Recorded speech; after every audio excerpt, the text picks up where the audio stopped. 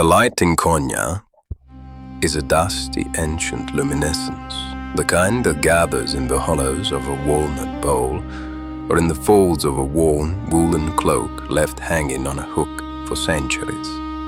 It is the light of sediment, of things that have settled, and it is this quality, perhaps, that draws the eye not upward toward the heavens, but inward toward the slow, granular rotation of the earth itself. One thinks of the dervish, a figure of ecstatic flight, but also of a terrible, patient gravity. His cloak, that coarse souf, at the same time a symbol of poverty and a fabric of witness.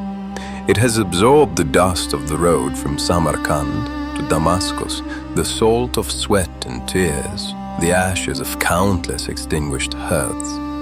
To don such a garment is to consent to a kind of geological time, to become a stone that is slowly shaped by the wind. The whirling, then, is less a dance of liberation and more of resignation, a movement so perfectly centered that it becomes indistinguishable from stillness. The axis is the point of maximum tension, the place where the force of the earth's spin is most keenly felt, and it is here, in this vertiginous equilibrium, that the soul attempts to find its footing. How strange and how fitting that Rumi, a man of the book and the word, should have founded his legacy on emotion. The sema is a grammar of rotation, a syntax of the sphere, where each turn is a punctuation mark in a sentence that has no end. The right hand, raised to the heavens, receives. The left, turned toward the earth, bestows. But one wonders what passes through the space between the palms. A void, a vacuum, the silence that exists between the notes of a ney flute. It is a performance of separation, of being torn from the root that paradoxically enacts the return. The whirling dervish is a living metaphor for the orbit of the planets, for the cycle of seasons and the weary, eternal commute of the soul between the body and the infinite, a commute for which there is no final destination, only the wearying, holy momentum of the journey itself. One sees the Mevlana Museum today. It is a place where the past is embalmed, meticulously preserved on the glass. The silver-embroidered velvet hanging over Rumi's sarcophagus is heavy, almost suffocating in its opulence. The sacred relics, the beard hairs, the prayer beads, are arranged with the forensic neatness of a museum of natural history.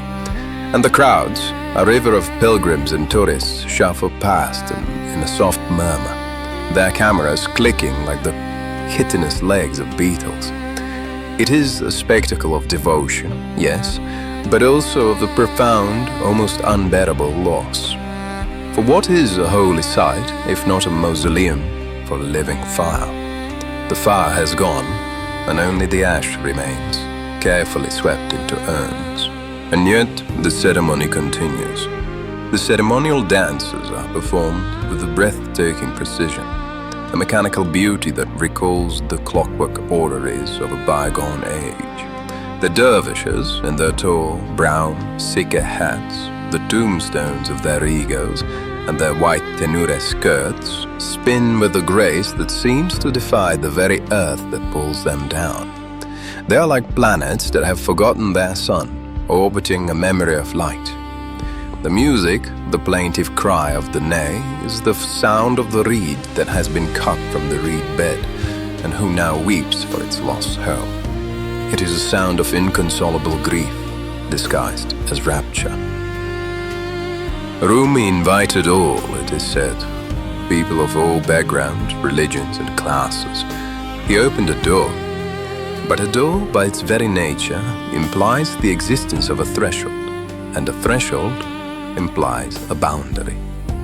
What he offered was less the abolition of difference and more space where difference could be worn as lightly as a woolen cloak.